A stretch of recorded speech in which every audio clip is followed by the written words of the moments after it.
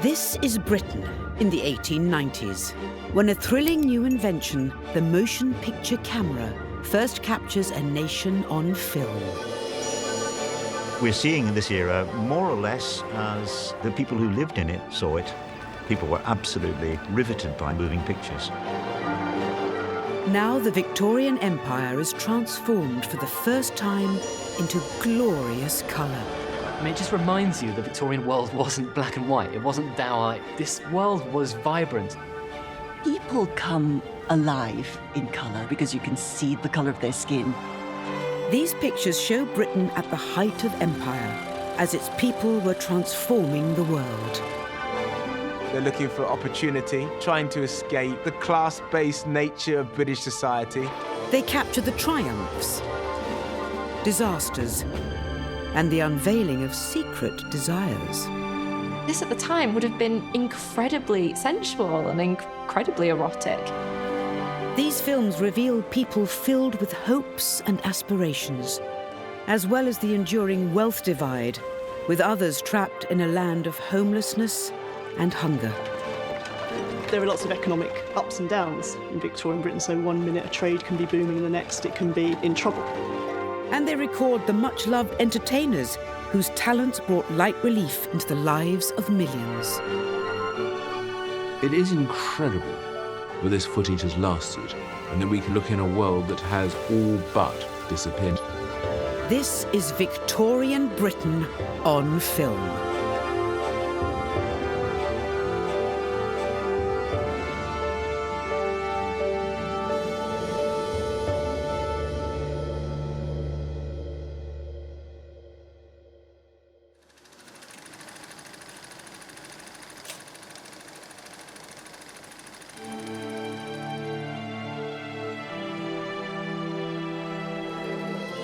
It's the 22nd of June, 1897, and people from all over Britain are gathered in central London for the greatest celebration of the century.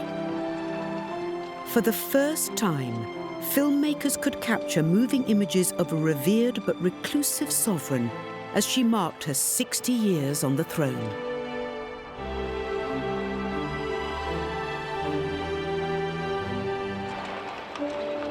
Queen Victoria's Diamond Jubilee in 1897 was the great event of the end of the century. There might have been about 40 cameramen at work during the procession, hanging off railings, stationed at every corner. People said, be sure that you see it. Future generations will be able to witness this thanks to moving pictures. Amid a crowd of around 3 million people, the filmmakers' hand-cranked cameras captured the Queen in her gilded state carriage, escorted by her cavalry. You can see the crowds bustling against the soldiers, wanting to get a sight of her. By 1897, the country is at its height of power. And Victoria, as the figurehead, as the head of state, really represents this power of the nation. During her reign, Britain's empire became the biggest the world had ever known. Its control over a fifth of the Earth's surface meant that Victoria ruled over a quarter of the world's population. She's not just Queen of the United Kingdom, she is Empress of the Great British Empire. It's so symbolic of the influence that Britain wielded at this time, and indeed the legacy that it left behind politically, legally, culturally, linguistically around the world. There we see soldiers of the Empire from Bengal and other places in what was British India. These spectacles are a kind of sanitized representation of what imperialism meant. The empire was built on the blood of soldiers and of the labor of enslaved people. But ordinary people could buy into this, and when they went out to fight and die, they could believe that what they were fighting for was all of this. This is a huge spectacle, a massive, massive pageant. Runs for, I think, 6 miles, perhaps. It's from Buckingham Palace to St Paul's Cathedral. So that's Victoria. She's wearing black, obviously, which is standard Victoria. I mean, she'd worn black for 40 years by this point. She was in mourning for her husband, for a couple of her children, some of her grandchildren. She'd lived to a ripe old age, and so she had buried a lot of people. She's been transformed into this figure we now think of as relatively humorless, tough, and quite elderly. She had arthritis. She was probably in pain as she jolted along in her carriage. In her diary on this day, Queen Victoria wrote that no one had ever been given such a rapturous ovation as she was given.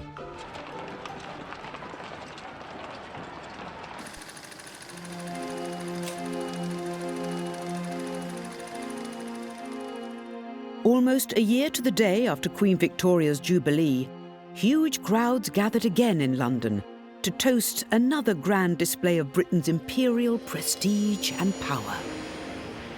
Filmmaker E.P. Prestwich joined 30,000 spectators at Blackwall on the banks of the Thames to watch the launch of a new giant of the seas, the 13,000-ton battleship HMS Albion.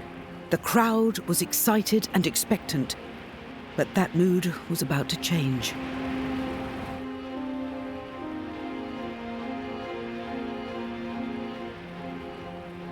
It's so full of sound and motion. It's amazing. You can see the ship just slicing through the water there and the flags fluttering.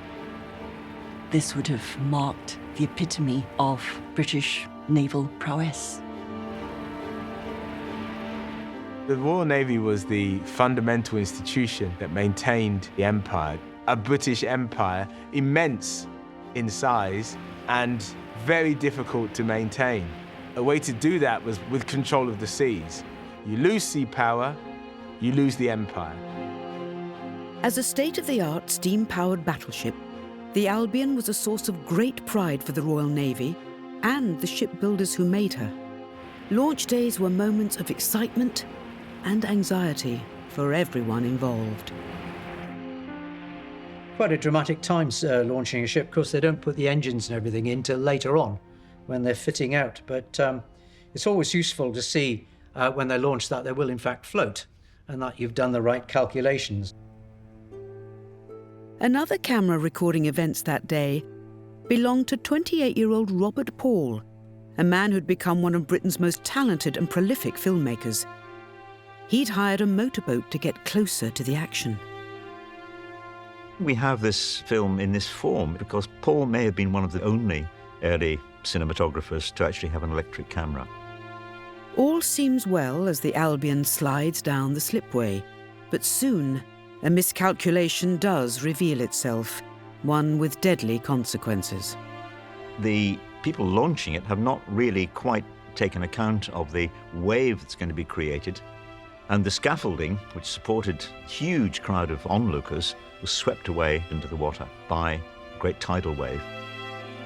Robert Paul's camera captures the unfolding havoc as the Albion's wake crashes into the viewing platform and plunges 200 spectators into the Thames. When the disaster unfolded, and the reason we have footage of people shouting, gesticulating, is because apparently the camera was just left running. The guy shooing away the filmmaker there, as if the camera shouldn't be watching this and we shouldn't be watching this. He's filming the aftermath. He's not actually filming the launch. And that caused controversy because it was seen as distasteful. In the middle there, do you see that? There's a man who's wearing a bowler hat who seems to be blowing bubblegum, which is quite surprising. But it also is a really lovely image of Victorian stoicism that he's helping clear up after a tragedy, and there he is blowing bubbles, and these men who aren't looking flustered or too emotional, but they're getting on with trying to help with this tragedy that's happened. It is the first disaster movie, in a way. It's actually shot in the teeth of disaster, right on the spot, simply because the camera happened to be there.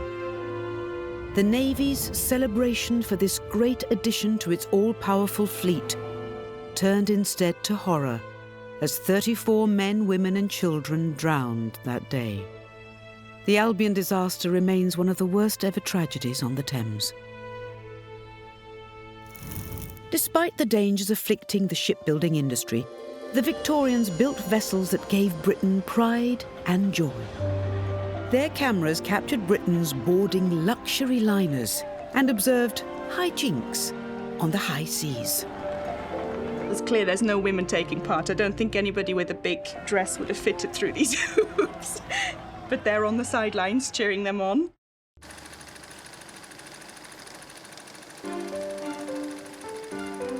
With their new motion picture cameras, the Victorians sought to capture life in the greatest cities of the age.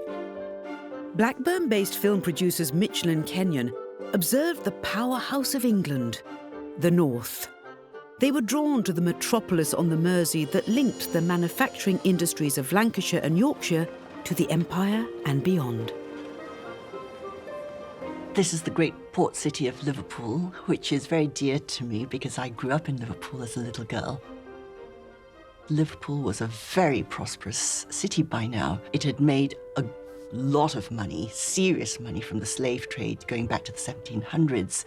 And you can see this very grand motor vehicle that's just come out of a garage, that it's well ahead of the times. Just around this time, a law is passed in Parliament to increase the speed limit from 2 miles per hour to 14 miles per hour. So that was a great excitement for everybody that they could now do 14 miles per hour legally in their French imported cars. This is fantastic. This is Holy Corner. Throughout the Victorian period, shopping became a major part of the leisure activity, and these shopping arcades were known as cathedrals of consumption. I mean, the title of the shop, Bunnies, is lovely. Specialists in oriental goods and novelties, perfumes, stationers. I mean, they sell everything. The one thing that really caught my eye was on the top floor there, where you have what looks like teapots. Now, of course, that really resonates with me because at the height of the Victorian era, Britain was importing a lot of goods from China, including porcelain and, of course, teapots.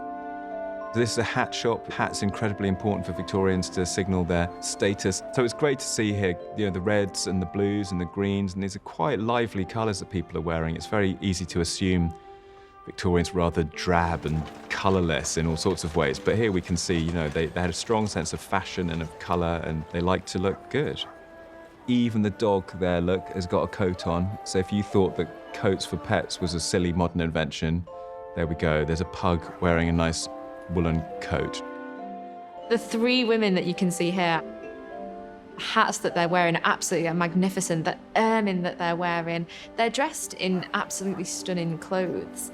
And they're not black and white, they're engaging in colour, they're wearing things that delight them.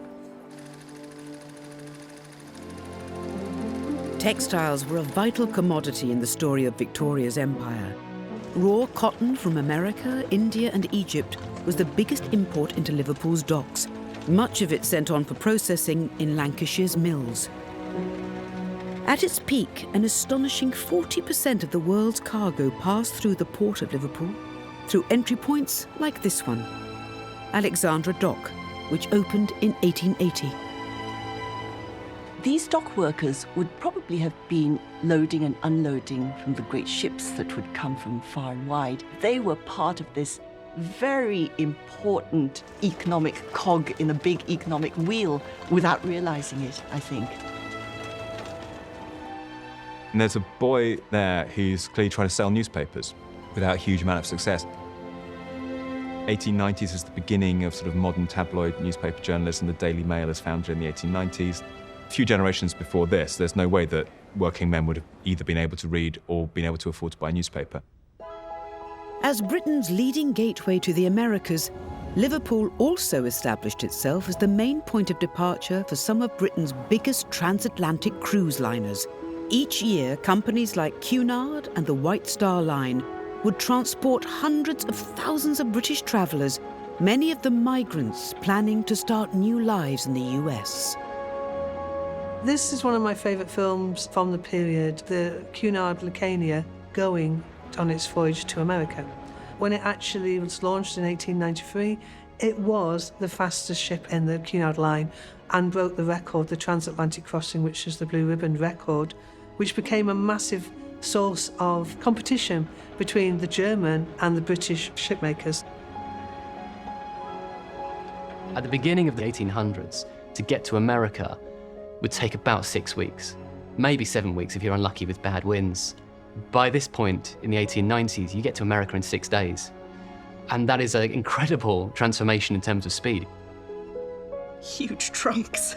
It's just incredible when you think of the restrictions we have on luggage today travelling, but they are packing their lives into these sea chests.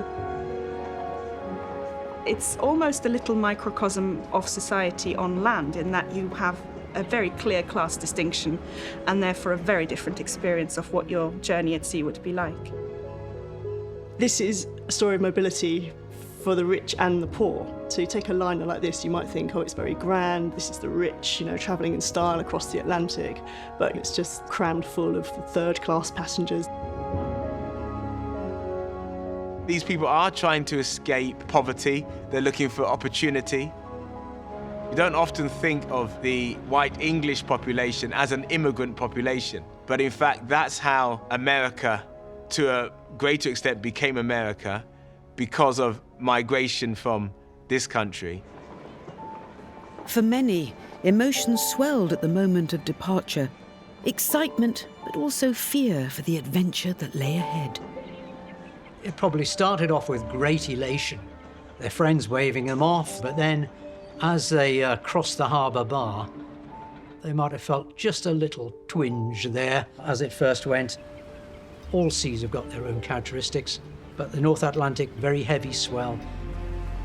I was seasick in every warship I ever served in. Taking care of the 1,000 first and second class passengers, as well as 1,000 less demanding travellers in steerage, were the Lucania's 400-strong crew. Captains and the senior crew members of these ships, these were figures of great reputation and renown. They were beautifully turned out, and they exuded a kind of feeling of reassurance. And here we see the captain with his greatcoat. They used to have this phrase, master under God. What the captain said went, and I believe it still does, really.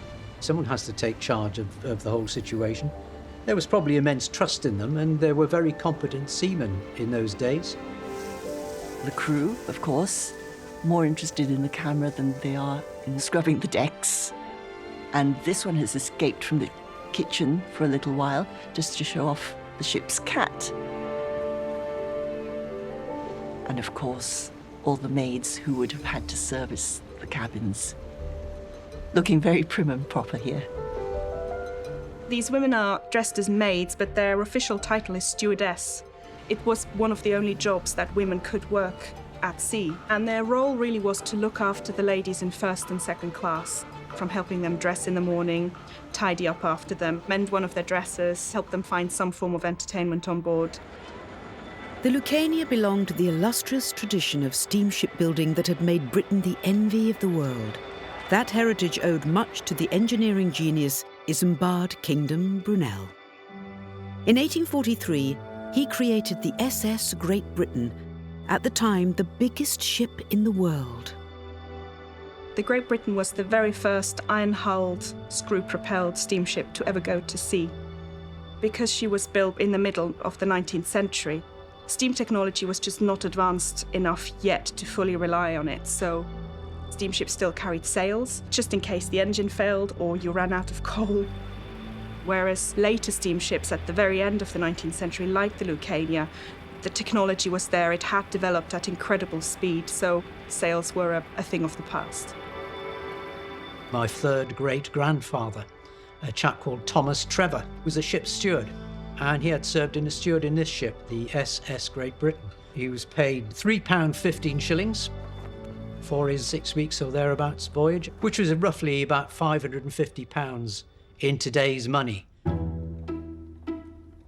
Facing long days at sea, many passengers killed time by exercising a characteristically British fondness for games.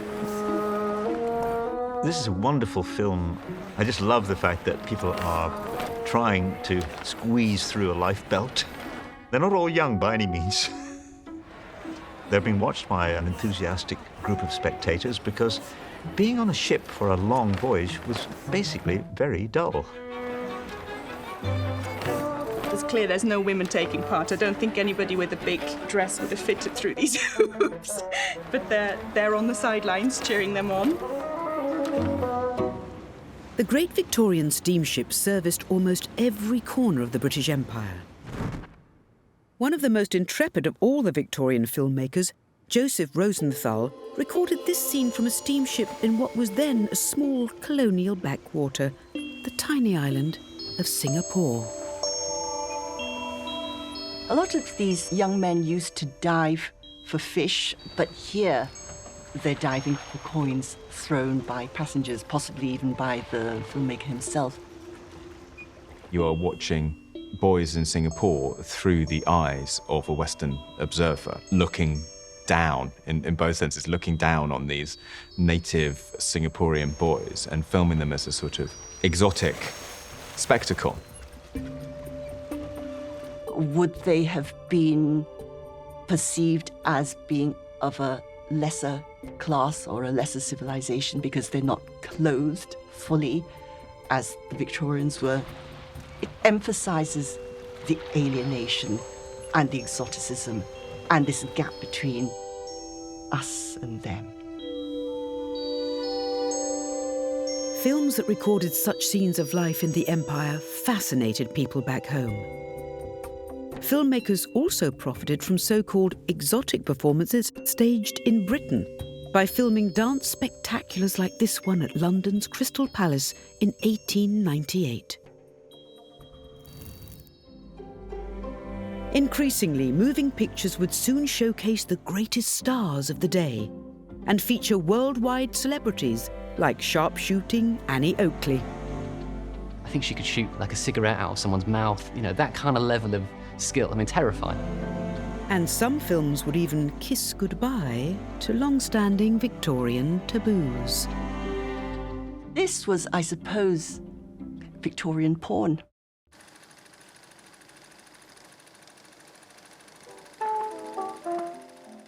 By 1900, a new technology added an extra dimension to the viewing experience. For the first time, audiences could hear the voice of the American entertainer Lil Hawthorne. British director Walter Gibbons recorded her performing the song Kitty Mahone and then synchronised it with footage captured on the roof of the New London Hippodrome to produce Britain's oldest surviving sound film. It shows how film became the new way to capture performances by the stars of a much-loved part of British culture, the music hall. Music hall's a staple of Victorian entertainment. The acts are very varied. There's singing, there's dancing, there's comedy, there's satire. You'd go along and you'd see, 20 or 30 different performers in a night. All sorts of sort of great stars, such as Dan Leno. There was Vesta Tilley, who was a huge international superstar. She did songs dressed as a man, and she'd come on and sing songs about fancying girls. In 1900, cameras captured a British music hall megastar at work during the Paris Exposition. Harry Relf, better known as Little Titch, was a small man with a mighty talent. Little Titch was born in Kent. He was only 4'6". He had 6 digits on each of his hands. He was an incredible great mimic. He could change the contours of his face, and he had that whole clowning ability. And people would literally cry with tears, with laughter.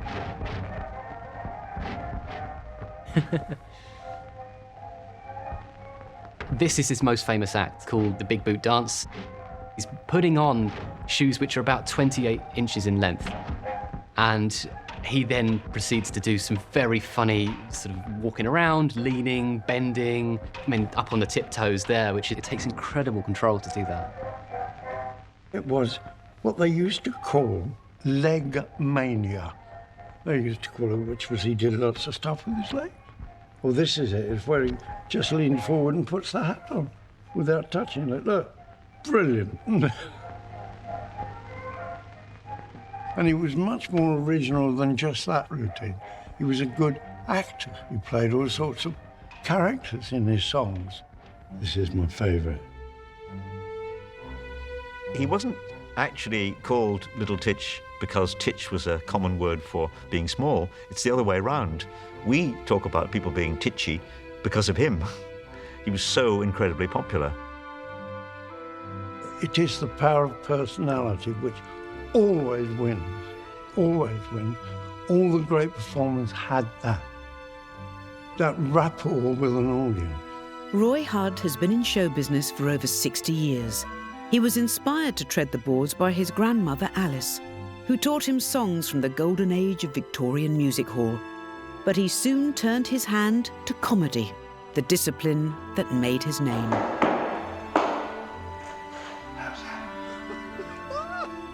No, I always just call myself an actor.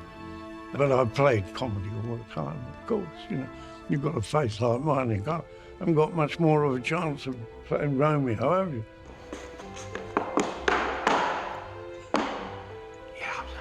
The great joy of coming into variety as a sort of unknown was this is where you learn your business. Because I learned to tap dance a bit, learned to sing a bit, even learned to dance a bit, because what I was doing comic. When I always think that is the best way to learn to act, to do anything, is to watch the best. And when I actually came into the business, I did work with some of the great old musical turns. We were just about to snuff it, really. A few of the Victorian music hall's funny turns used film in their acts. The comedian and magician Sam Dalton was among the first British performers to amaze audiences by using camera tricks. Film could have magical effects on a performer's career too. In 1894, the American inventor Thomas Edison arranged a demonstration of his new movie camera and asked the celebrated sharpshooter Annie Oakley to help. She'd been born kind of into poverty and had learned to shoot as a very young girl in order to support her family, because she would shoot animals and then sell them to a butcher. And she's hitting, I think, glass cylinders thrown into the air. I think she could shoot like a cigarette out of someone's mouth. You know, that kind of level of skill. I mean, terrifying. Annie Oakley, of course, is the famous Annie Get Your Gun heroine. People were absolutely fascinated by her. She became famous by being in a competition with a man called Frank Butler, who was a famous sharpshooter. And when she outshot him, he then fell in love with her, and they were married for 50 years until she died. She was most famous here in Britain for coming over with Buffalo Bill, who was this huge superstar who came across with a massive Wild West circus involving Native American Indians, horses, and all sorts of exciting things from the West. 60,000 people a day flocked to see the Buffalo Bill Wild West show when it toured Britain for the first time in 1887. Even then, Annie's exceptional talents earned some very high-profile admirers. When Queen Victoria met Annie Oakley, she said to her, "You are a clever, clever little girl." And then she would go on private shooting days with members of the aristocracy who were determined to actually outshoot her, but she managed to beat them all. My gran actually saw the show, and it was some big open-air thing. But all she ever said, "Oh, the bleeding noise," she said. They're firing the things, and they had Indians, and apparently it was quite a show. But it wasn't just highly skilled humans who'd win the popularity stakes on the Victorian variety circuit. Animal-based novelty acts were adored, and the quirkier they were, the more beloved they'd be. Parachuting monkeys, high-diving horses, and belligerent marsupials featured in the earliest British films, like this one from 1895. God, this is so unethical, isn't it? I mean, it's a child fighting an animal. I mean, by modern standards, people are like, oh my God. Kangaroos could be trained to box. They needed to have gloves on because they got sharp claws. Pretty dangerous, actually. A pal of mine is a great circus man. He said the easiest thing in the world to get a kangaroo to box, because it's a sort of sexual thing. And if you punch them on a certain part of their body, they think it's a rival kangaroo. So they turn around and give them one, you know. And that's it. He said that's all the training they require. It's not a full-blown kangaroo, it's a joey, a young kangaroo, and he's just belting hell for leather out of that poor child.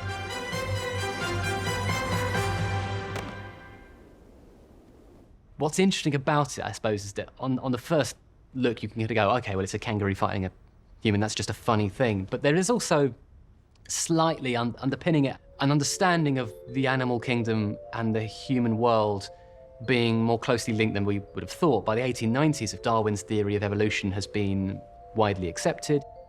So the idea of humans having descended from apes, having come from the animal world, actually is relatively accepted, and also that there are things that animals do that we do, and that we're not so different from each other. Groundbreaking works by Victorian scientists like Charles Darwin increased public interest in the structure of animal and human bodies. It was a timely moment for one German showman to teach British men how to sculpt the body beautiful. This extraordinary figure, your classic Victorian strongman, Eugene Sandow, bodybuilder, one of the first of his kind. And this is really to do with the whole kind of Victorian cult of the body and cult of physicality. He had completely mastered his body from a young age. He had developed his muscles through constant exercise and repetition. He could lift incredible amounts of weights. I mean, one of his tricks was he'd put a grand piano on his back and have musicians on top of it playing, and he'd walk around the stage carrying it. And he became a star because he offered people self-betterment. In 1897, Sandow opened his own gymnasium in London, patented his own brand of dumbbells, and published a fitness magazine promoting his regime. Recommending cold baths and eating raw eggs, he also sold protein-powdered drinks. And he founded the first major bodybuilding contest at the Royal Albert Hall in 1901. But much of Sandow's philosophy was based on some of the most misguided and dangerous theories of the time.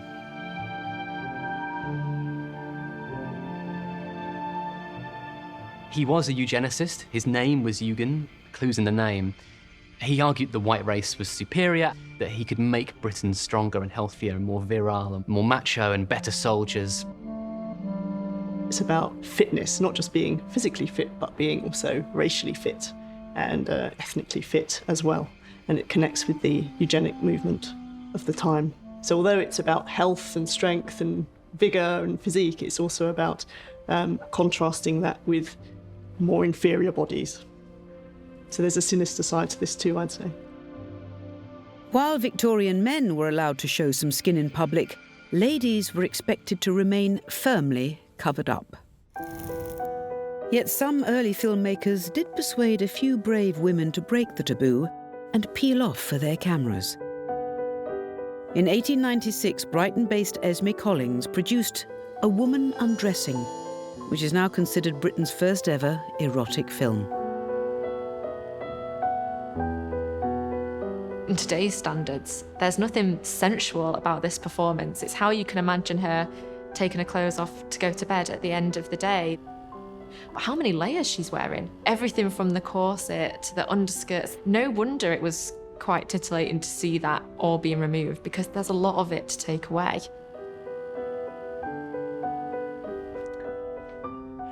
Of course, the Victorians were very puritanical in the way they thought and behaved.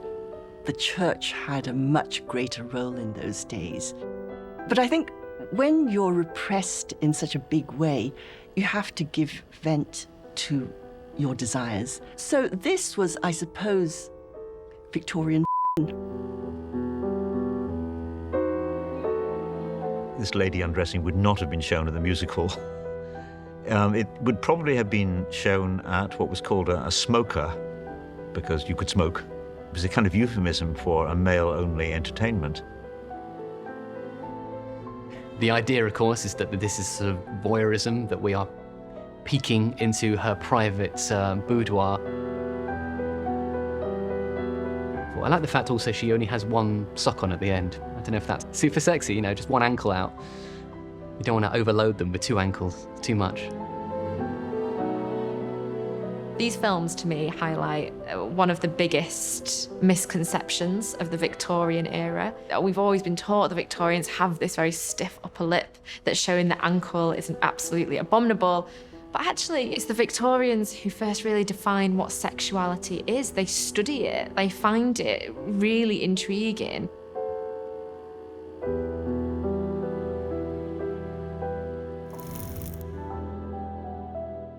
The theme of repressed Victorian sexual desire was also explored in Britain's earliest film dramas. From their base at Holmfirth in Yorkshire, the company Bamforth & Co. produced the 1899 film The Kiss in the Tunnel, telling the story of a passionate encounter on a train passing through the Pennines. And this is a really important moment in the history of filmmaking because it's a step towards editing.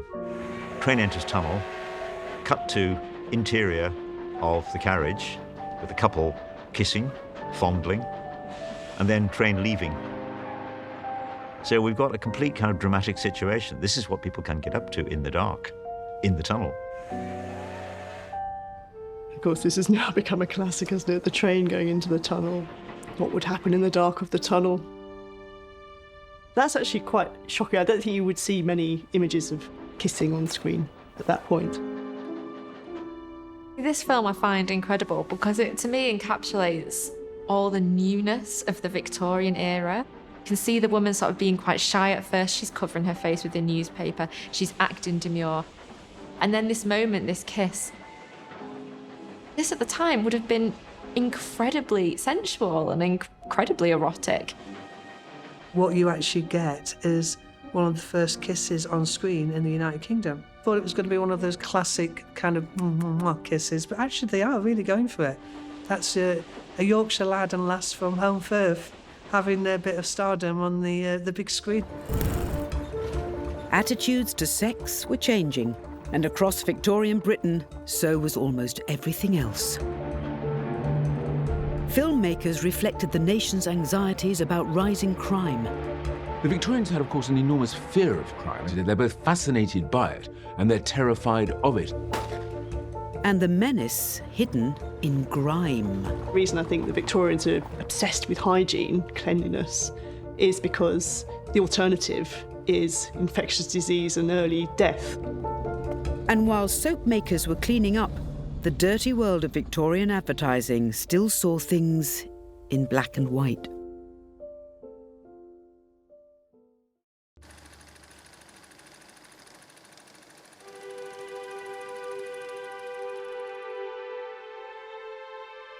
Throughout the 19th century, city streets heaved with people, traffic, and invariably foul smells. Everywhere the stench of coal fires and factories and horse droppings mingled with the odour of a largely unwashed population. But affluent Victorians believed that cleanliness was next to godliness. So for those in the soap business, it was boom time. This is one of the great early advertising films that survive. This is Vinolia soap, one of the great commercial successes of the Victorian era. And here we're seeing an army of women marching off, carrying Vinolia soap to the grimy masses. In the 19th century, you get germ theory. It's a discovery that germs exist, and that's how disease spreads. Once hygiene comes in as an idea, that people start buying soap in larger and larger quantities. The Victorians had only just started to have plumbing, so the idea of washing, of soap, of hygiene in the home is something that Victorians, particularly the middle classes, are starting to embrace in great numbers. To market their products, soap manufacturers often drew upon disconcerting stereotypes that revealed the stigmas of the age. Very often the way that it was advertised, and there's some extremely unfortunate and to our eyes unpleasant adverts which show a little black boy or little black girl being given soap to clean themselves up. So there's this contrast between black and white, and the idea that if you use soap, then you can clean yourself. And Vinolia, as well as Pear's soap, had these adverts like contrasting a little white child with a little black child, saying, use our soap.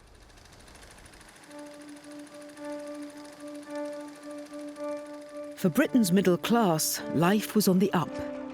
But the desperate plight of the urban poor was almost impossible to ignore.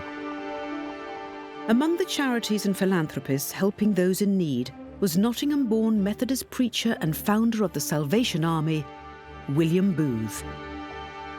He used the new medium of film to promote his ideas. His film crew followed him on his speaking tours across Britain. I love the fact that he's just like holding the crowd and getting out to where people are. That's a big crowd, isn't it? There's no shoes on some of these children as well. It just brings back the reality of what they were really dealing with. William Booth thought all the social problems of the world could be solved by knowing that you were valuable and that you were loved. And they went to the outcasts. They went to the gamblers, the drunks, and they went to the prostitutes. Basically the people that the rest of society wouldn't touch. Booth's Salvation Army served breakfast to children of the destitute, provided shelter for the homeless, and in 1891, he launched a campaign to improve the dangerous conditions endured by young factory workers in one of Britain's most important industries. There had already been a lot of noise in the press about the conditions of working for young women, and particularly in the match factories. They used phosphorus to make the matches, and that caused something called phossy jaw for these women, where it literally would eat away at their faces. It was a horrific way to die. And rather than just looking at it and saying, oh, isn't that sad, he said, let's do something. He built a factory, he employed those same women, and they had safe working conditions, time off, appropriate pay, and safe matches. Marketed under the name Lights in Darkest England, Booth's matches were cheaper than rival brands, so he helped put unsafe match factories out of business, and with it, the use of phosphorus.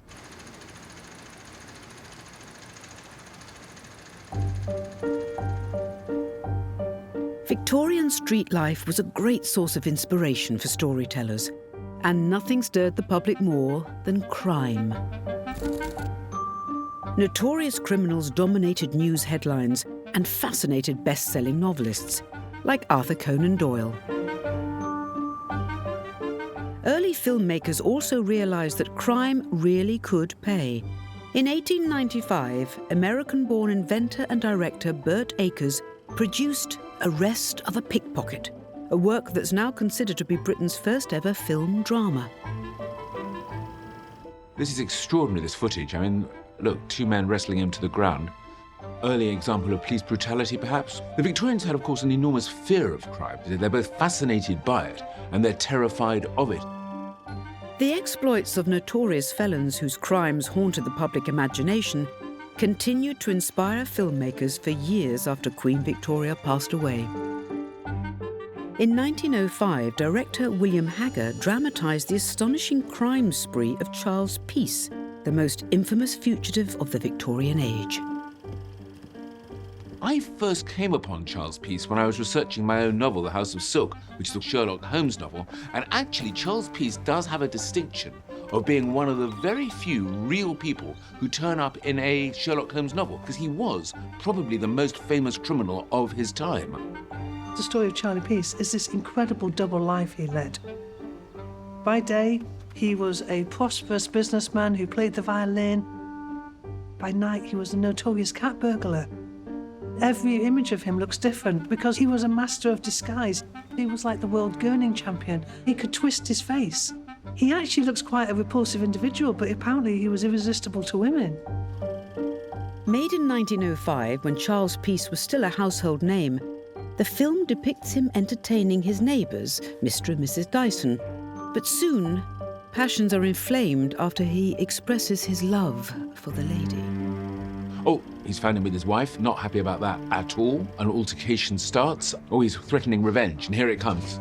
But why is it within Victorian melodrama, when anything bad happens, the woman always puts their hands up to their cheeks and does that? It's rather sweet. And there he is, killed. Later, policemen catch Peace during a burglary, when he shows just how far he'd go to evade justice. But then, if it couldn't even get any better as a narrative, he escapes from the police. And then he gets chased through the countryside and gets rearrested. And on the night before he is going to be executed, he confesses to the murder of the constable, and a poor young Irishman had been framed for it. Peace was a murderer and a renegade, yet strangely he acquired a cult status in parts of Victorian society. There's some element of sympathy for him and some element of admiration.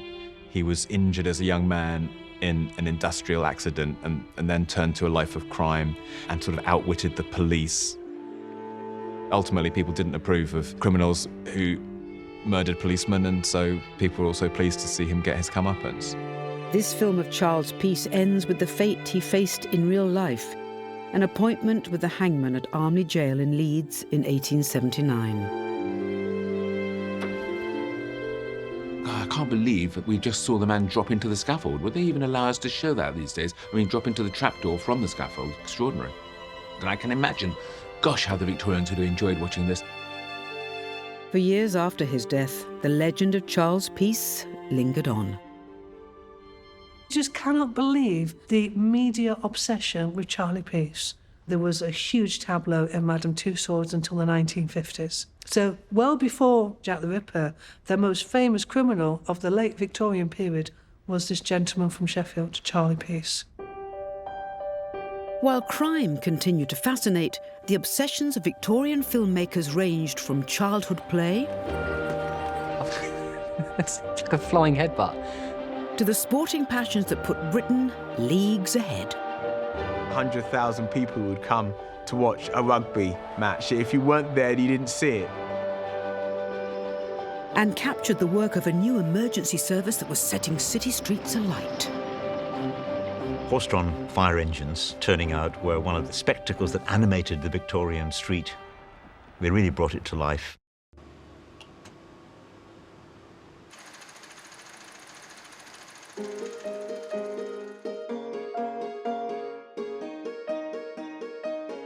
In 1898, London-based filmmaker Charles Goodwin Norton aimed his lens on these energetic children, recording their every move for posterity.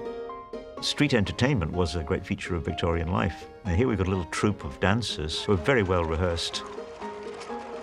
The children are gathering round the barrel organ at the back. You can see him winding it up. This is the equivalent of carrying your speakers out and putting them on the street and everyone having a dance. There's so much joy, there's so much fun. It shows that children will always be children no matter what time and place you put them in. We all know that childhood mortality was really terrible in the 19th century. About a quarter of all deaths were of babies in 1900, about 50 times higher than it would be today. And that's one of the things that I have in mind when I'm watching a film like this. It kind of makes it all the more poignant that these boys and girls, these are the ones who have survived and stayed healthy and are able to dance in the street. Without realising, Victorian filmmakers were documenting the shifting face of childhood. Changes in the law now entitled children to protection from exploitative employers and to free elementary schooling. In 1901, Mitchell and Kenyon cameras captured some of the earliest moving images showing the excitement of the young students of York Road School in Leeds. They're so small. See, all these children are so well dressed. You can see the flags with the Union Jack on. Another sign of even the children are taught to be proud of their nation. Obviously, it's a special occasion for them. There's a camera there. They've been told this very exciting thing is happening. The film's being made. And you just imagine how exciting it was for them. One thing that really impressed me was how very well disciplined, very orderly they are, marching alongside their teachers. Just there is a boy wearing a pair of glasses, which the camera doesn't deal with very well, with the lights reflecting off them. These children would not be well off, and a pair of glasses would not be all that cheap, so I'm thinking that boy probably has got quite a serious problem with his eyes. It was Victorian teachers who first introduced physical education into British schools. But from time immemorial, children have always devised their own ways of expending their excess energies.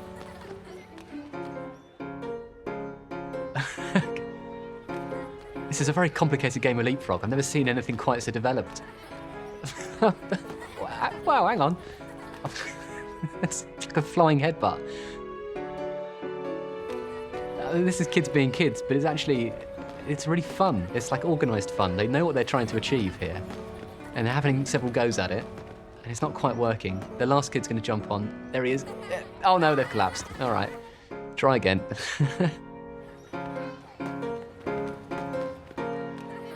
Children are good subjects for filming because they move fast, they rough and tumble, they jump around, and what early filmmakers want is movement, action, activity. They're also popular. People like seeing children on screen. Maybe they like it because they're better behaved than in reality. There you have it, kids learning, kids playing. This is what childhood should be for the Victorians. Not about work, not about being exploited, not about getting old before your years, not about being precocious. It's an idealised view of children. The introduction of PE into schools would boost the development of Britain's favourite team sports. By establishing rules and creating new competitions, the Victorians shaped the modern sporting world. Mitchell and Kenyon sent their cameras to Yorkshire to observe the players' and fans' passion for the new breakaway sport, rugby league. When filming is introduced into sporting events, this tradition of the home team coming out first actually starts, we think, with the camera. So this is Dewsbury. And now we get Manningham. Manningham in the hoops and the dark shorts. This is fantastic footage. It shows that in their time, these people are heroes. 100,000 people would come to watch a rugby match because there isn't live TV. If you weren't there, you didn't see it. In the 19th and the early 20th century, there wasn't a concept of weekend in the way in which we now have. But these sorts of sporting activities were the beginning of that weekend, simply because people were absconded. So they just didn't go to work because they wanted to see the game. You can tell by the uniforms, it's totally different to what I used to wear, that's a certainty. No shoulder pads, I notice. Long shorts, dark socks. The guy with his shirt ripped off his back. But the movement's good, they're moving the ball, everybody chasing about. Defensively, it's different. Or now the guy with the torn shirts, showing his body off and changing his shirt. Good physique, no fat on him. But they do look young. I said I would have looked young when I started, I was only 17. For 4 decades, Nigel Stevenson played for some of rugby league's finest sides, including 13 years at Dewsbury, where he was a key player in their First Division Championship-winning side in 1973. Gonna have a drop. Gonna have a drop, Stevenson, and it's a goal. Nigel Stevenson gets a very good drop goal to make it 7 points to 2. And we were the best team in British Rugby League in 1973, so without a doubt, lifting that trophy and then coming back to Dewsbury and being met in the town by must have been 10,000 people, it was magnificent. I'll never forget that moment. For many Northerners, the local rugby team is part and parcel of their town's identity. This area, the Heavy Woolen district, was renowned for its rugby league players from the Dewsbury, Batley, Huddersfield, Castleford, Wakefield areas. I think it's great, the tradition of our sport is all that way back. I hope the tradition keeps going another 120 years.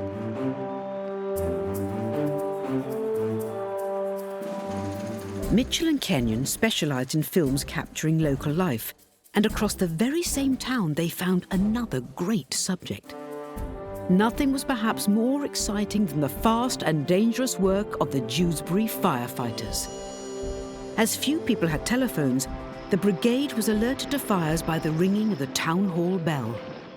Horse-drawn fire engines turning out were one of the spectacles that animated the Victorian street, and people did turn out to see them.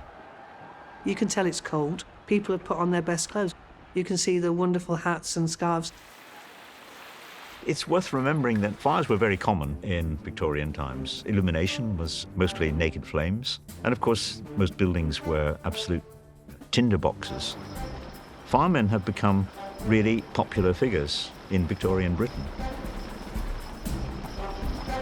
In the late 19th century, Dewsbury Fire Brigade was mostly volunteers. They joined local policemen to respond to fires. Today's 44-strong brigade is made up of trained professionals who respond to an average of over 1,000 call-outs each year. They recognise the challenges their predecessors faced when tackling similar emergencies. RTC, 2 vehicles involved, persons trapped.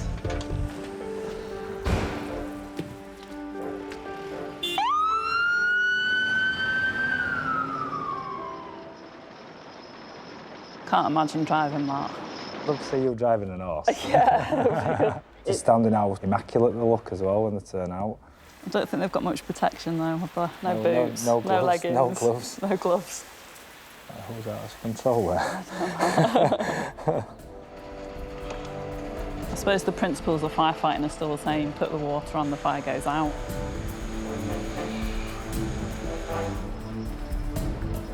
In Victorian times, the noise and excitement of the fire brigade would attract everyone in the neighbourhood, even the local pets.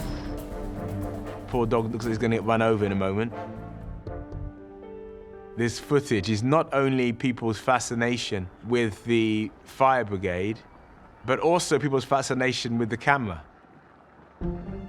What this film really, in colour, actually brings to life, the energy and power of the fire brigade, the children running in the streets, and the Victorians lived in the streets. They played in the streets, they worked in the streets, and they celebrated in the streets. The street was an extension of their front room.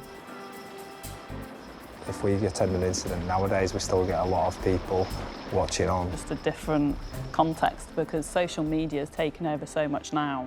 We might go to an incident and there might only be 10 or 20 people watching, but then within 5–10 minutes it'll be on Facebook or it'll be on Instagram, and then I think the whole of Dewsbury are probably still watching, but just in a different way.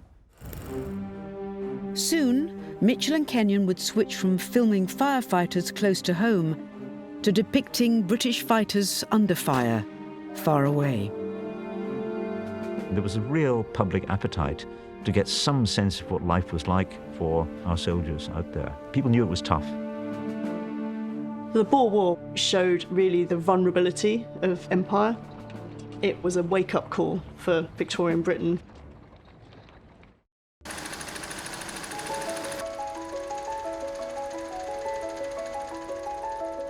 As Victoria's long reign was drawing to a close, Britain's power still reached across the globe, but there were signs of unrest in some important parts of her empire. In 1899, settlers of Dutch descent, known as Boers, were again challenging British control of South Africa's lucrative mineral reserves and fertile lands. An army of almost 500,000 British and colonial troops was sent to quash an uprising by determined rebels who were armed with modern rifles and artillery. For the first time, filmmakers were able to present to a fascinated public moving pictures of Britain's forces at war. They followed Aberdeen's Gordon Highlanders on the march at the township of Ladysmith in the Natal. Remember that people watching these films would have had husbands, brothers, sons, serving out in the Cape, and there was a real public appetite to get some sense of what life was like for our soldiers out there. People knew it was tough. These guys have been in the field for weeks at a time. They look tired, they've lost lots of weight, and they do look a bit scruffy. And there's Captain Micklejohn, VC, with his one arm just beside the mounted officer there. He was severely wounded at the Battle of Elandslegat just prior to the siege of Ladysmith. He went back to Ladysmith where they tried to treat his wounds, and then the siege began. They had to remove his arm there, so this is obviously him. He won the Victoria Cross, Britain's highest award for bravery. I've never seen any Victorian-era film colourised, and it really does completely bring it to life. You can almost hear it, and you take note of everything much better. But filmmakers soon resorted to different tactics when they couldn't access the front lines of the conflict, which forced many to film elaborate reconstructions of the action, often far away from the Cape. It's a propaganda war. It's a media war. And what we're seeing here is reconstructions. And the reason for this, obviously, is that it's too dangerous to actually film real footage. You'd have to be very, very brave to stand there cranking your camera as people are shooting around you. This film, called The Dispatch Bearer, is one of Britain's first ever action dramas. Its depictions of Boer War combat might have convinced some, even though it was shot in the Yellow Hills area of Blackburn. Why not stage your own? Why not get a few local amateur actors out, a few uniforms and a smoke bomb or two, and you can stage the kind of action which the audience is keen to see.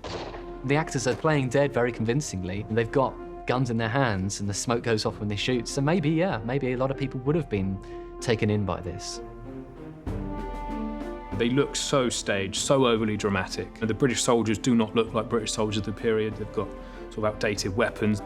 It almost looks slapstick here. We try and make it a bit more accurate than this. Toby Brayley is involved in creating historical reenactments of the everyday life of British soldiers stationed in South Africa during the Boer War. We just felt that the Second Anglo-Boer War is kind of forgotten from nowadays from the public memory. We don't tend to do the battle reenactments and fake deaths.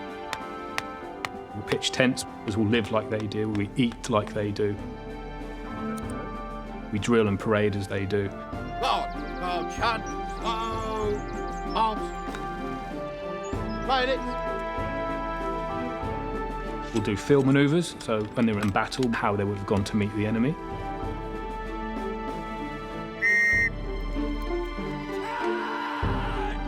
Try and get the best experience that we can for ourselves and for the public and the people that come and see us.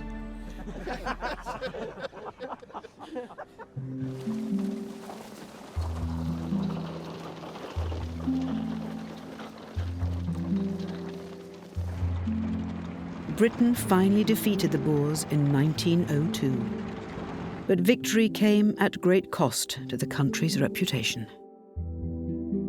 The Boer War also has a terrible place in British history in that it was where concentration camps were first used by Lord Kitchener, by the British forces, and over 20,000 Boer women and children died in those concentration camps of malnutrition and disease. The era of imperial conquest was definitely over. And I think what we're seeing in the South African War is Britain holding its own, but with more difficulty than might have been expected. Queen Victoria had seen the empire expand.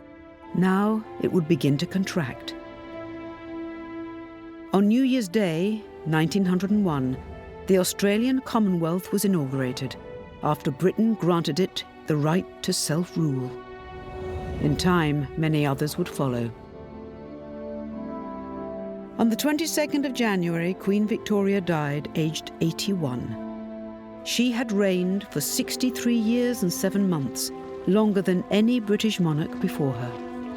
Just as they had 4 years earlier at her Jubilee, film crews were there to capture Victoria's final journey.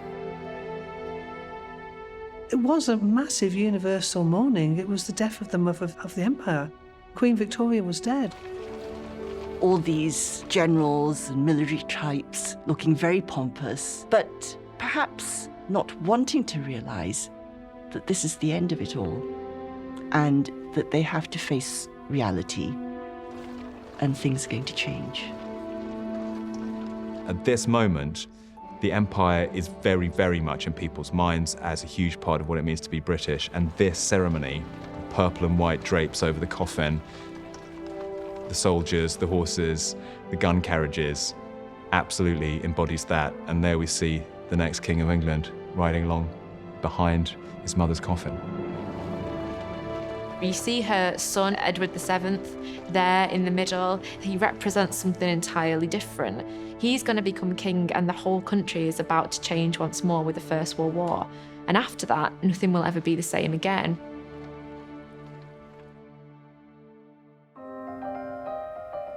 What we've got here in Victorian film is really time travel. It's the first era that is captured on film. We've seen sex, we've seen crime, we've seen death, we've seen this sort of celebration of life. They felt the same as we did, and they really embraced the highs and the lows and the pleasure, pain, happiness of life. It's still funny.